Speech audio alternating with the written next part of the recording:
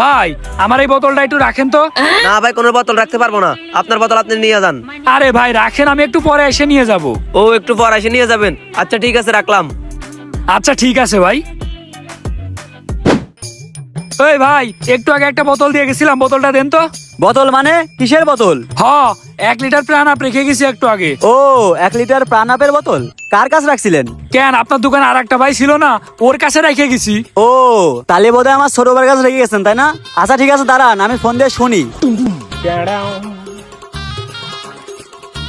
এ শুভ, এ একটা ভাই কি প্রাণাপের বোতল রেখে গেছিল?